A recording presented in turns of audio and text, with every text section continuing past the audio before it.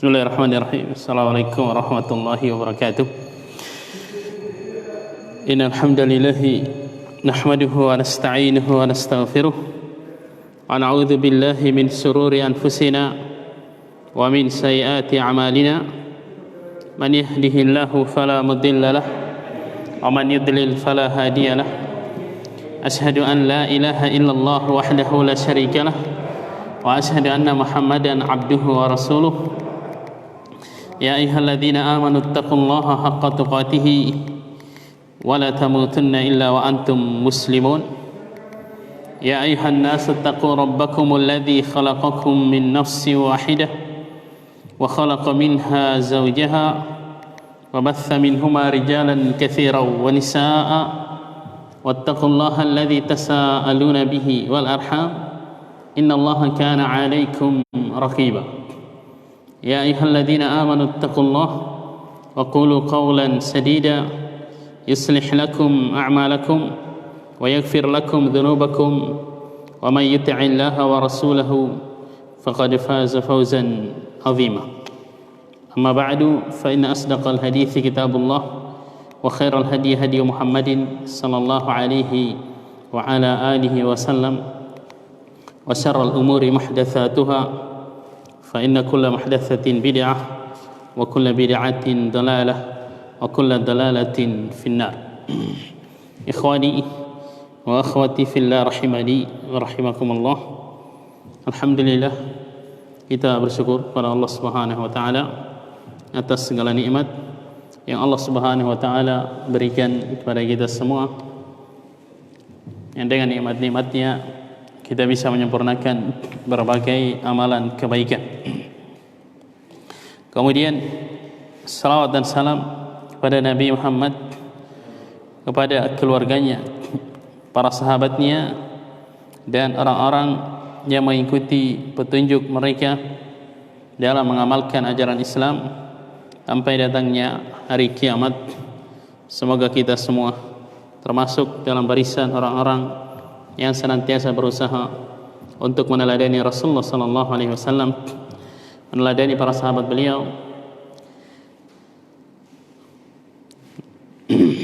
karena Rasulullah SAW telah mengabarkan bahwa golongan yang selamat dari umatnya adalah mereka yang mempraktikkan, mengamalkan ajaran Islam seperti yang beliau contohkan, yang beliau praktekkan, dan juga seperti yang dipraktekkan oleh para sahabat radhiyallahu taala anhum. Ikhwani wa akhwati fillah rahimani wa rahimakumullah.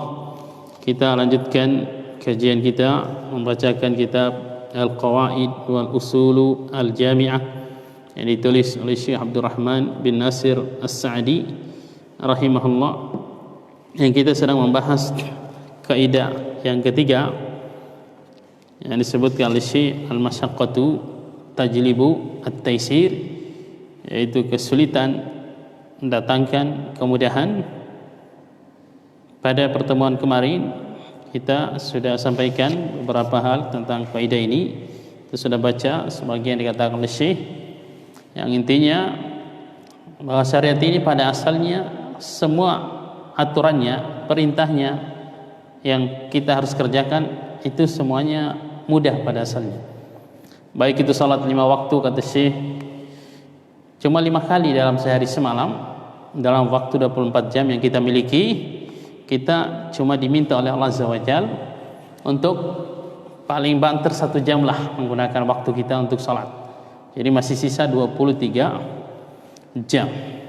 Demikian pula zakat, tidak semua harta kena kewajiban zakat, hanya harta yang berkembang. Itu pun yang diambil juga sedikit, 1/40 misalnya, atau 1/10 paling banyak. Itu pun juga sekali setahun, sehingga ya sangat ringan, sangat mudah sebenarnya. Demikian pula puasa Allah wajibkan hanya sebulan dalam setahun, jadi 1/12-nya aja. Dan semua kewajiban-kewajiban syariat seperti itu kemudian Ditambah lagi Allah Subhanahu wa taala mensyariatkan hal-hal penunjang yang menjadikan kita mudah untuk melakukan kewajiban-kewajiban tadi. Salat 5 waktu misalnya Allah syariatkan untuk dilakukan berjamaah di masjid. Ini memang mempermudah, menjadikan kita ringan untuk menunaikan salat. Lebih nyaman kita lakukan berjamaah daripada kita salat sendirian. Nah, puasa Allah jadikan satu bulan khusus di mana mayoritas kaum muslimin sama-sama berpuasa pada saat itu, sehingga ibadah ini jelas akan terasa lebih ringan ketika diamalkan, karena banyak kaum muslimin juga melakukan ibadah yang sama. Haji juga seperti itu, kata Syekh. Jadi ini sisi keringanan, kemudahan syariat kita yang mulia ini. Tambah lagi Allah Subhanahu wa taala menjanjikan pahala balasan yang baik dunia dan akhirat terhadap semua amalan ibadah yang Allah syariatkan. Ini semua motivasi-motivasi agar kita semangat, agar kita tidak malas dalam melakukan kewajiban-kewajiban syariat. Demikian pula dalam meninggalkan perkara-perkara yang haram. Allah jadikan banyak sebab-sebabnya, sebab-sebab pendukung agar kita mudah meninggalkan perkara tersebut.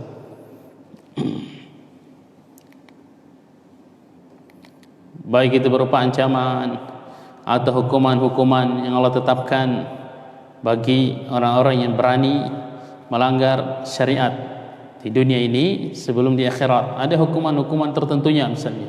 Ini semua sebenarnya adalah sebagai semacam pembantu bagi kita untuk kita bisa meninggalkan larangan-larangan tersebut.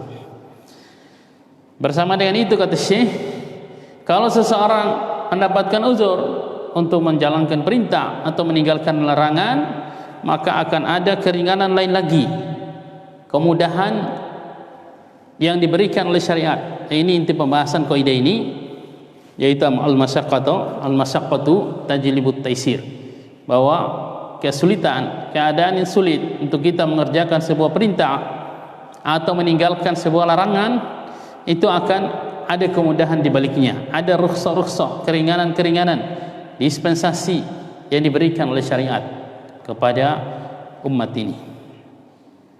Orang yang sakit misalnya, kata Syekh, pada asalnya orang yang salat 5 waktu, salat fardu wajib dilakukan dalam keadaan berdiri, sholli qa'iman. Tapi kalau dalam kondisi sakit, baik itu sebenarnya dia mampu untuk berdiri, tapi dengan dalam keadaan tersiksa, mungkin salah satu anggota badannya sakit banget, memaksakan salat sambil berdiri, atau memang dia tidak mampu untuk berdiri, maka syariat pada saat itu memberikan keringanan untuk salat dalam keadaan duduk. Kalau tidak mampu juga salat dalam keadaan duduk, boleh salat dalam keadaan berbaring. Bahkan kita sebutkan kalau nggak mampu salat juga, maka disalati. Pada asalnya misalnya kita diperintahkan untuk bersuci dari hadas kecil atau hadas besar dengan air, baik kita dengan wudu maupun dengan mandi.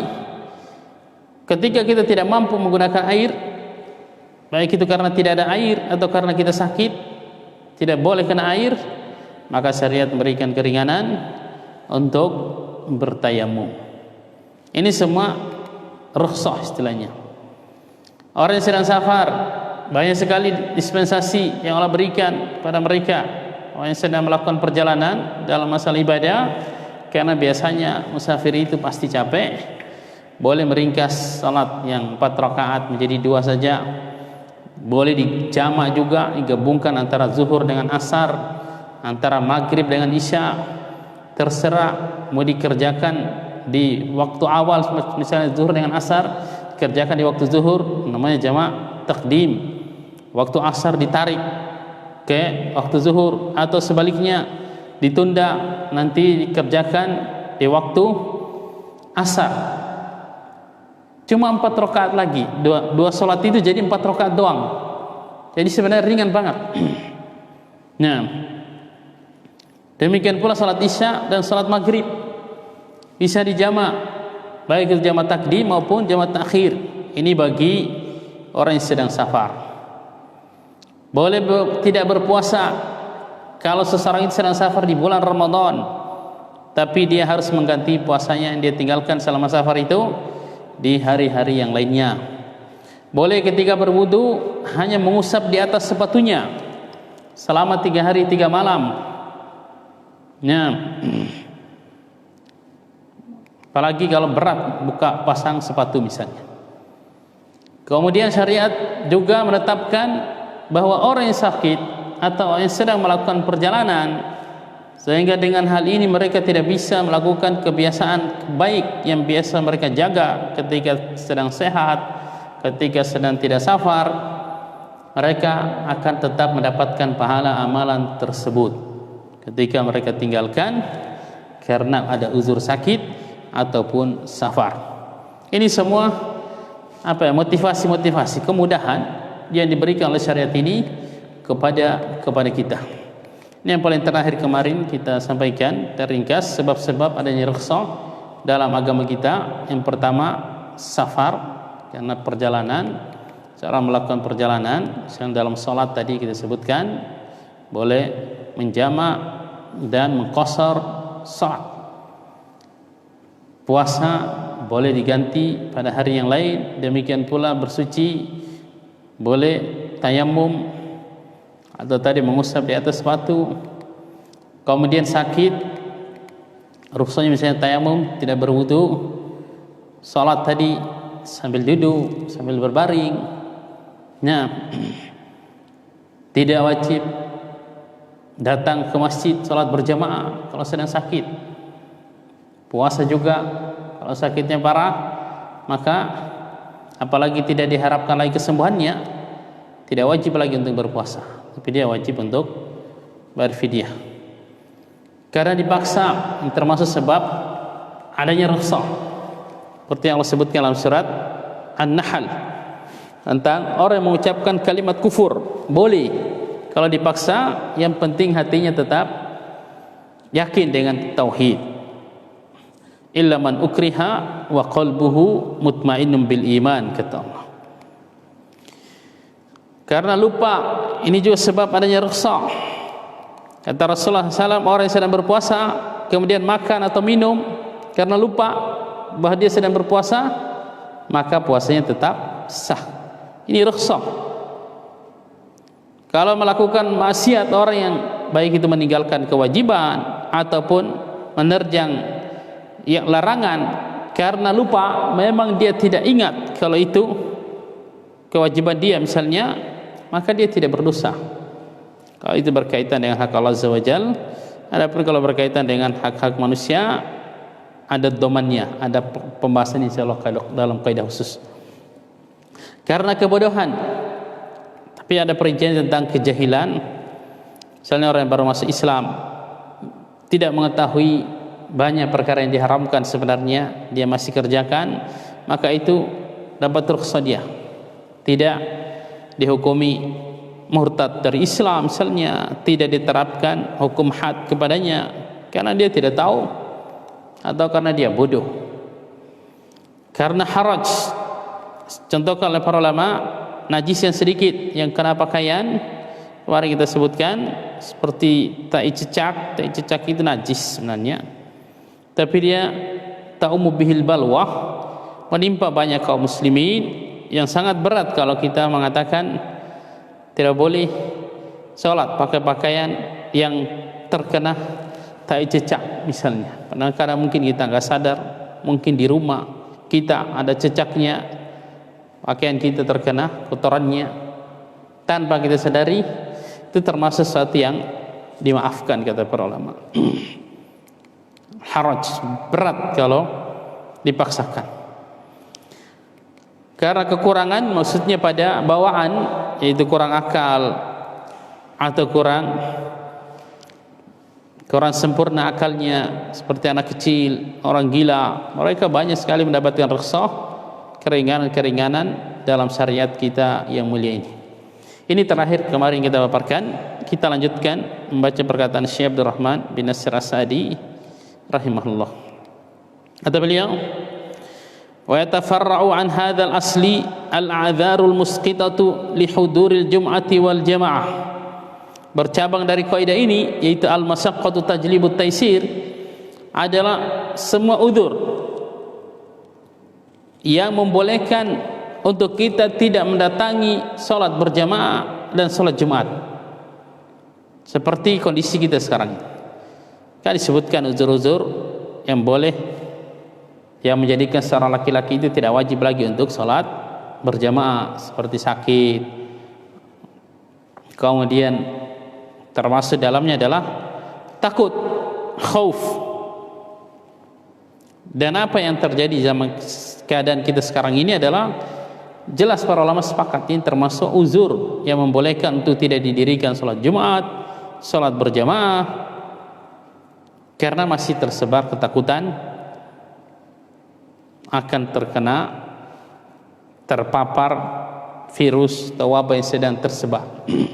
Nah, jadi kata Syekh Shalih Al-Utsaimin hafizahullah, sebenarnya alasan untuk kita tidak datang salat berjamaah itu bukan karena pemerintah yang larang, pemerintah yang suruh, bukan itu sebenarnya, tapi karena uzur tentang takut. Kalau sudah aman, ya wajib berarti kita salat berjamaah. Kalau belum aman, pada asalnya masih takut untuk tertular virus tersebut, dia masih memiliki uzur, tetap tidak wajib untuk dia salat berjamaah di masjid. Sebagian ustaz-ustaz kita menyarankan sebenarnya jangan dulu buka masjid, katanya, untuk ikhwan-ikhwan yang sudah pengajian. Lihat dulu keadaan harusnya, walaupun pemerintah sudah membolehkan, karena melihat protokolnya yang kelihatannya masih belum ada perubahan kelihatannya dengan keadaan sebelumnya. Jadi sebenarnya kami tahu banyak ustaz-ustaz menyarankan jangan dulu. Nah, jangan dulu buka, terutama salat Jumat, termasuk salat berjamaah di Banjarmasin. Ustaz kita di sana itu mereka melakukan pertemuan dan memutuskan untuk belum buka masjid. Jadi masjid-masjid yang dikelola oleh ikhwan-ikhwan kita di sana belum ada yang buka. Termasuk teman-teman di Makassar juga seperti itu. Walaupun pemerintah sudah membolehkan. Karena di sebagian negara, di Korea Selatan katanya melonjak lagi setelah istilah new normal kayak ada Indonesia. Padahal kurang apa disiplinnya mereka katanya. Untuk negara Jepang dan Korea Selatan terkenal negara yang paling disiplin dalam mengikuti aturan-aturan yang ditetapkan oleh pemerintahnya. Di Riyadh ya, di Jeddah kalau nggak salah, setelah 2 pekan juga melakukan new normal, dibuka kembali masjid-masjid, ternyata melonjak kembali yang terpapar virus ini. Akhirnya pemerintah memperlakukan lagi jam malam, lockdown lagi. Nah, mulai hari ini kayaknya kalau nggak salah, itu berita yang kami dapatkan. Jadi kita banyak-banyak berdoa kepada Allah Subhanahu wa Ta'ala. Memang setiap daerah tidak sama sih. Untuk daerah Kutai Timur mudah-mudahan gak sama dengan daerah lain. Semoga tidak ada pertambahan lagi dan bisa turun sampai 0 yang pasien dalam perawatan itu. Nah, jadi semua uzur yang menggugurkan kewajiban salat Jumat dan salat berjamaah, sebenarnya pembahasan yang masuk dalam kaidah yang sedang kita bahas ini, kata Syekh. Wa min furu'iha al-afu 'anid damil yasir an-najis. Termasuk cabang dari kaidah ini adalah dimaafkan darah yang sedikit, yang najis. Jadi Syekh menguatkan semua darah adalah najis. Ini pendapat banyak ulama memang. Sebagian ulama mengatakan yang najis itu cuma darah haid dan darah nifas. Selain itu darah hukum asalnya adalah suci. Saya Abdurrahman bin Nasr Al-Sa'di menguatkan pendapat bahwa semua darah adalah najis, termasuk darah yang sedikit, baik itu yang tersisa di daging yang kita sembelih, pasti masih ada darahnya itu, atau mungkin yang keluar dari gigi kita ketika kita sedang sholat misalnya. Nah, itu najis yang dimaafkan. Atau yang ada di perut nyamuk kan darahnya manusia yang dia gigit, itu juga termasuk darah yang dimaafkan kata para ulama. Masuk dalam kaidah ini al-iktifa bil istijmari syar'i anil istinja. Pada kondisi tertentu syariat mengatakan menghukumi orang yang melakukan istijmar itu sudah suci, yaitu cebok dengan batu atau dengan kertas atau dengan tisu misalnya. Padahal mungkin kalau dicium masih ada baunya, mungkin masih ada sisanya, mungkin beda dengan air. Tapi syariat menghukum itu sudah cukup, sudah suci. Ya, ini termasuk dalam bagian kaidah ini al-masyaqqatu tajlibut taysir. Sucinya mulutnya anak-anak kecil, bayi, sibyan. Ini juga masuk dalam al-masyaqqatu tajlibut taysir. Memang hukum asalnya suci. Wa kadzalikal hir wa madunaha fil khilqah. Demikian pula kucing atau yang lebih kecil, punya hewan-hewan yang keluar masuk dalam rumah kita seperti tikus, cicak, itu makanan, sisa makannya secara syariat tidak najis. Tapi kalau mungkin ada penyakitnya, ya itu lain lagi pembahasannya. Kita berbicara tentang apa najis atau tidak. Nah, badannya itu tidak najis. Badannya tikus yang tinggal di rumah kita atau cecak, badannya kucing itu enggak najis. Lain dengan kotorannya. Kotorannya pembahasannya lain lagi. Mayoritas ulama mengatakan kotoran kucing itu najis. Kotoran cecak najis pada asalnya. Kotoran tikus najis. Jadi kalau badannya sisa air yang dia minum misalnya, atau makanan yang dia dijilat-jilat oleh cecak misalnya, itu tidak najis sih pada asalnya. Disamakan dengan kucing. Dalilnya kucing. Ditanyakan kepada Rasulullah SAW, beliau mengatakan innaha laisat binajisin. Kucing itu enggak najis katanya. Ditanyakan sisa air yang telah diminum oleh kucing. Kucing itu kan minumnya kayak anjing ya, itu dijilat-jilat, diambil pakai lidahnya airnya. Nah, gak najis kata Rasulullah SAW. Alasannya apa? Disebutkan ilahnya, innaha minat tawafina alaikum wa tawafat. Sesungguhnya dia hewan yang sering keluar masuk kepada kalian. Kadang pintu ditutup pun dia bisa masuk, cari lubang yang bisa dia untuk masuk rumah, sehingga dia tidak najis kata Rasulullah SAW. Badannya jelas suci, walaupun dia tidur di sejadah tempat yang kita pakai sholat, maka sejadahnya tetap suci. Wa min dzalika al-'afwu an tinis syawari. Juga termasuk dalam kaidah ini adalah dimaafkannya debu-debu yang ada di jalan itu. Walau zunnat najasatuha, walaupun mungkin ada orang menganggap kemungkinan dia najis. Debu dari kotorannya anjing atau dari kotorannya kucing. Ya, sudah jadi debu, terbangan mungkin kita hirup atau mengenai pakaian kita, itu semuanya dimaafkan. Dia hukum asalnya adalah suci. Fa in ulimat ufiya minha an syai'il yasir. Kalau diketahui benar-benar bahwa ini dari benda najis, maka kalau sedikit jumlahnya dimaafkan kata Syekh. Termasuk dalam kaidah ini al-iktifa binadhi baulil gulami shaghir alladzi lam yakul ta'am lisyahwa wa qaihi. Dalam mensucikan kencingnya anak kecil yang belum makan makanan selain air susu ibunya, tapi dengan syahwat kata Syekh, mungkin dikasih makan pisang atau yang lainnya. Pada asalnya bukan dengan syahwat, dia nggak suka makan itu. Ini kata Syekh. Jadi hatta yang sudah makan makanan yang lain pun, kalau dia masih kecil, kata Syekh, masih bayi, maka hukum kencingnya itu kalau mau disucikan cuma disiramkan air aja di atasnya, biar nggak dicuci. Di kain yang dia kencingi dibasahin air aja, diperas lagi, sudah selesai. Nah, demikian pula muntahnya. Yang jelas asalnya muntahnya anak kecil itu gak najis, asalnya adalah suci. Termasuk cabang dari kaidah ini adalah kita mengamalkan kaidah umum, nanti akan disebutkan oleh Syekh, bahwa hukum asal segala sesuatu, pakaian, tempat adalah suci,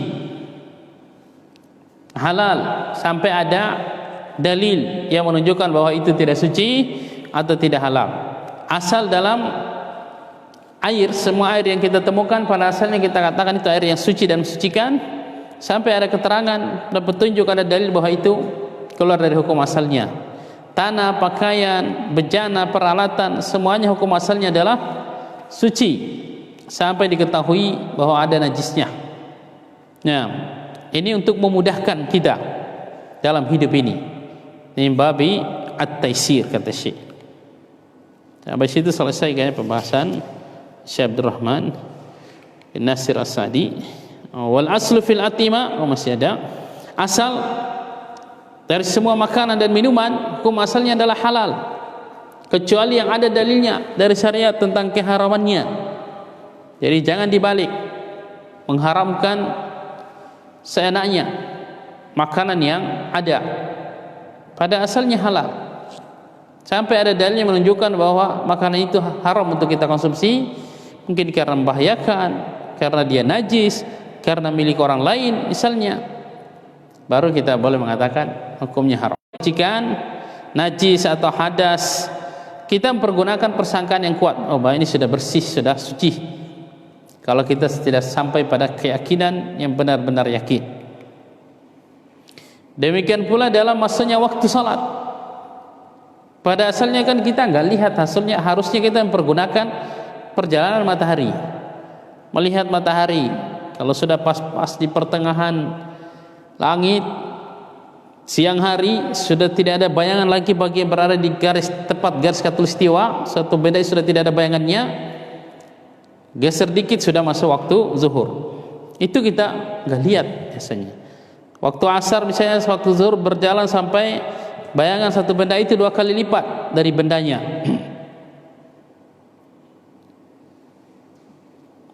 Kebanyakan kaum muslimin sekarang ini untuk masalah ini, mereka rata-rata mempergunakan persangkaan yang kuat, mempergunakan jadwal.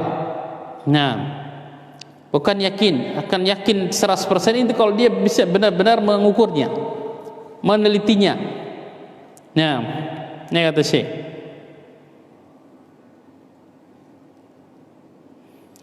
Termasuk kemudahan juga dalam masalah haji, orang yang haji tamattu dan haji qiran, dia mendapatkan 2 pahala ibadah sekaligus dalam 1 kali perjalanan, yaitu pahala haji dan umrah. Sehingga mereka ini diwajibkan untuk menyembelih hadyun, hewan sembelihan. Falihadza wajaba alaihim al-hadyu syukran li hadhihi ni'mah, dalam rangka mensyukuri nikmat ini. Jadi sekali safar dua ibadah besar, 2 pahala ibadah besar yang bisa didapatkan, itu haji dan umrah. Termasuk juga dalam kaidah ini nanti akan dibahas secara khusus oleh pada kaidah berikutnya. Yang ini ibahatul muharramat lil muttar, bolehnya orang yang dalam kondisi terpaksa untuk melakukan atau mengkonsumsi perkara yang haram. Tapi ingat, harus terpaksa ya, nanti ada pembahasan khususnya. Wa ibahatu matadu ilaihil hajah, dibolehkannya muamalah-muamalah yang dibutuhkan oleh banyak orang, seperti bayul araya, ini jual beli yang ada ribanya, kita sudah pernah bahas sebenarnya. Atau yang contoh yang mudah untuk dipahami mungkin adalah memesan lemari, memesan kursi atau semacamnya, meja kepada tukang, sudah melakukan akad itu belum ada bendanya, nah belum dibikin, masih kayunya aja mungkin karena belum ada, nanti dia beli dulu. Pada asalnya nggak boleh dalam syariat sebenarnya kita melakukan akad pada benda-benda seperti itu. Tapi karena dibutuhkan oleh banyak orang, namanya istisna, boleh akad seperti itu. Boleh kita bayar dulu, boleh juga belum dibayar kita pesan dulu, pesan lemari modelnya kayak gini, katanya harganya misalnya 10 juta. Kapan jadinya? 2 pekan lagi. Itu sudah akad, belum ada bendanya, belum dibayar juga mungkin harganya. Ini pada asalnya nggak boleh sebenarnya dalam kaidah jual beli yang seperti ini. Karena bai'ul adain bidain, kalau sama-sama belum dibayar. Tapi karena dibutuhkan oleh orang banyak, maka jual beli seperti ini dibolehkan dalam syariat. Dalam rangka ini untuk menghilangkan al-masyaqqah. Nah,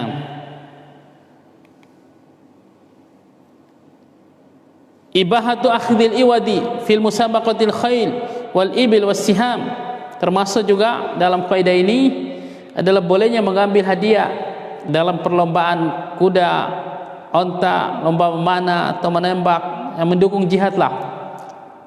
Wa ibahatu tazawujil hur lil amah idza adimat taul wa khafa al anat, bolehnya laki-laki yang merdeka menikahi wanita budak jika dia dalam kondisi miskin. Laki-laki yang merdeka itu gak bisa untuk menikah dengan wanita yang merdeka karena biayanya mahal dan dia khawatir akan terjatuh dalam perzinahan. Ini termasuk taisir yang ada dalam syariat kita. Termasuk bentuk kemudahan juga adalah orang yang membunuh orang lain, membunuh seorang muslim atau kafir zimmi dengan tidak sengaja, kan tidak wajib dikisos, tapi wajib bayar diat. Diatnya itu ditanggung oleh kerabatnya, paman-pamannya, saudara-saudaranya yang akan mewarisi si pembunuh ini kalau dia meninggal. Namanya aqilah, hamul aqilati ad-diyata anil qatil khata was-sibil amd. Nah, ini termasuk al-masyaqqatu tajlibu at-taisir. Yang terakhir saya sebutkan jenis-jenis rukhsah, jenis-jenis keringanan dalam agama kita. Yang pertama isqat, yaitu menggugurkan. Misalnya gugurnya salat bagi wanita haid atau nifas. Jadi nggak perlu diqadha lagi, memang syariat gugurkan kewajiban itu pada mereka. Ini termasuk rukhsah. Seandainya wanita yang haid atau yang nifas itu tetap disuruh qadha, ini berat banget. 5 kali sehari semalam, nifasnya 40 hari misalnya, ngeri. Haidnya 10 hari misalnya, kalau yang haidnya lama atau 7 hari, harus dia mengqadha 35 kali sholat misalnya kalau 7 hari. Berat. Nah, digugurkan oleh syariat. Ini rukhsah. Tapi itu termasuk kekurangan agamanya para wanita, kata Allah, kata Rasulullah sallallahu alaihi wasallam. Yang kedua, jenis rukhsah adalah an-naqs, dikurangi. Seperti tadi salat bagi orang yang sedang safar dikosor dari 4 rakaat menjadi 2 rakaat. Ini rukhsah, dispensasi. Ada juga rukhsah yang diganti badal. Wudu diganti dengan tayamum, puasa diganti dengan fidyah. Bagi orang yang sudah tua renta, yang sakit dan dia tidak diharapkan lagi untuk sembuh, itu tidak wajib lagi berpuasa mereka, tapi diganti dengan kewajiban lain, yaitu bayar fidyah. Takdim, ibadah itu didahulukan, yaitu salat zuhur, salat asar ditarik ke salat zuhur misalnya, jamak takdim namanya. Membayar zakat fitr 1 atau 2 hari sebelum Id, ini termasuk rukhsah. Berat misalnya kalau kita katakan bayarnya itu harus pas berangkat mau salat Id, itu akan berat bagi kaum muslimin. Ternyata para sahabat mereka mempraktekkan 1 atau 2 hari sebelum salat Id sudah boleh membayar zakat fitr. Ini termasuk bentuk rukhsah. Zakat mal juga boleh kita bayar sebelum mencapai haul. Jadi kita sudah punya harta yang cukup nisab. Misalnya sekarang emas sekarang sudah mahal, 900-an ribu 1 gram. Kalau 85 gram tinggal dihitung aja. Nah, sekitar 80-an juta.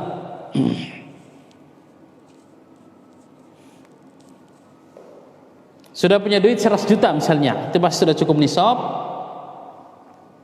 Tapi haulnya belum sampai, boleh kita bayar sekarang. Misalnya 5 bulan lagi sih baru uang itu cukup haul berada di tangan saya, jumlah segitu. Saya harusnya 5 bulan ke depan saya bayar zakatnya. Boleh kita bayar sekarang. Nah, ini dicontohkan oleh Abbas, paman Rasulullah sallallahu alaihi wasallam, dan disetujui oleh Rasulullah sallallahu alaihi wasallam. Ini termasuk bentuk rukhsah. Takhir, menunda, mengakhirkan, seperti jamaah takhir tadi, salat maghrib ditarik ke isya, atau salat zuhur ditarik ke asar. Rukhsah karena terpaksa, seperti makan bangkai, kata para ulama, ada yang mengatakan itu rukhsah. Yang terakhir, termasuk bentuk rukhsah adalah mengubah satu bentuk ibadah, masih ibadah yang sama masih, tapi bentuknya lain. Dicontohkan seperti tata cara salat ketika perang sedang berkecamuk. Nah, jadi kata Allah Subhanahu wa taala, fadzkurullaha qiyaman wa qu'udan. Kata para ulama, kalau salat, boleh salat sedang berkecamuk, perang sedang berkecamuk, rukunya isyarat aja, sujudnya juga seperti itu, zikirnya ya sebisanya gitu dibaca. Nah, sampai sini selesai pembahasan kaidah yang ketiga. Waktunya tinggal 5 menit. Kita bacakan ini, selesaikan kaidah ini aja. Beberapa kaidah fikih yang merupakan cabang dari kaidah al-masyaqqah tajlibut taisir. Banyak sekali kaidah yang merupakan anak dari kaidah ini. Yang pertama, idza daqal amru ittasa'. Jika urusan agama itu sudah sempit, maka akan jadi luas. Nah, lawannya kedua, idza tasa'al amru daq. Ini dalilnya ayat dalam surat An-Nisa ayat 101 sampai 103, sebutkan yang pertama kali menyebutkan kaidah ini adalah Al-Imam Asy-Syafi'i rahimahullah. Dua ini, idza daqal amru tasa'a wa idza tasa'a al-amru daq. Ad-darurat tubihul mahdzurat. Ini bagian dari kaidah al-masyaqqatu tajlibut taisir, bahwa kondisi darurat itu akan membolehkan hal-hal yang dilarang, seperti makan bangkai dan semacamnya. Ma ubiha lid-darurati yuqaddaru biqadariha. Termasuk cabang dari kaidah al-masyaqqat tajlibut taisir, apa-apa yang dibolehkan karena kondisi darurat maka harus diukur sesuai dengan ukurannya aja. Makan bangkai misalnya, kita sebutkan jangan makan sebanyak-banyaknya, makan untuk mempertahankan hidup aja gitu, jangan bawa bekal. Nah, dalam kondisi kelaparan mau mati dapat bangkai kambing misalnya, oh masih enak ini katanya dibakar ini, matinya belum lama. Syariat hanya membolehkan makan seukurannya aja, seukuran untuk kita mempertahankan hidup. Tidak boleh kita makan sebanyak-banyaknya, apalagi sampai dijadikan bekal. Itu namanya ad-daruratu tuqaddaru biqadariha, atau ma ubiha lid-darurati yuqaddaru biqadariha. Ma jaza li udhrin batala bizawali. Hal-hal yang dibolehkan oleh syariat karena uzur, maka hilangnya uzur itu sudah tidak boleh lagi juga.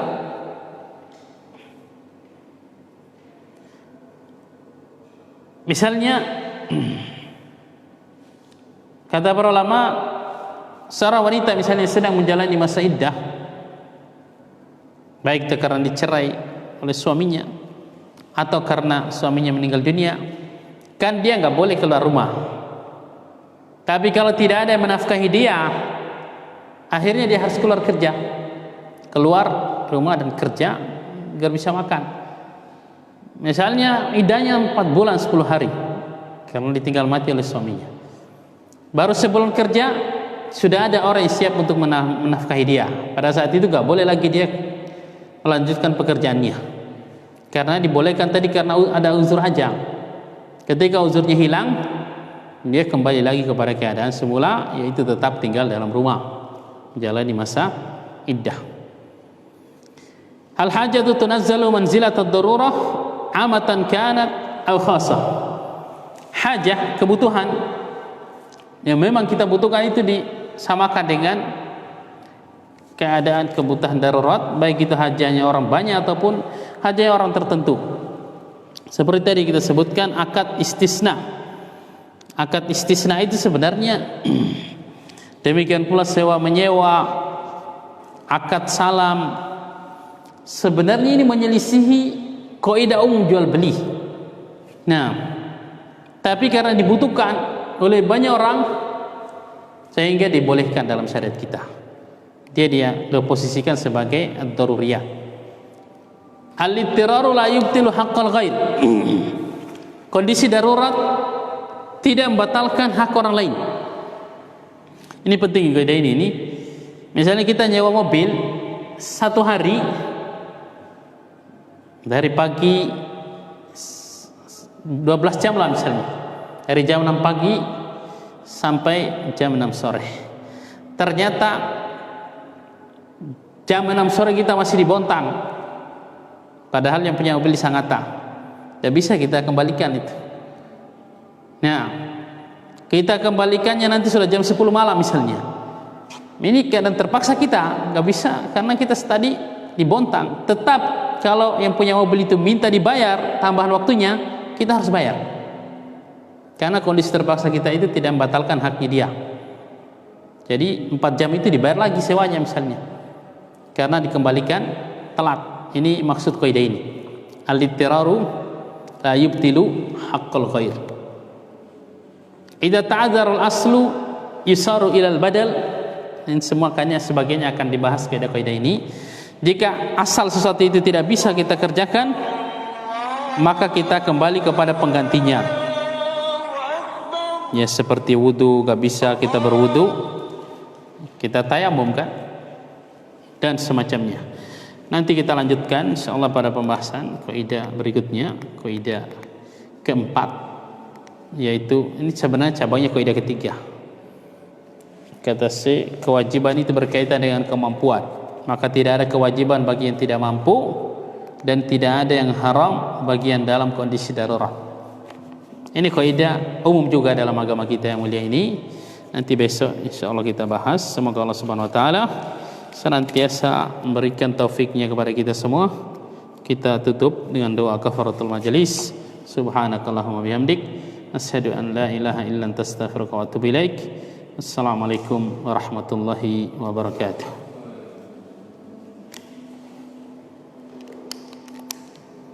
Sudah azan isya masalah.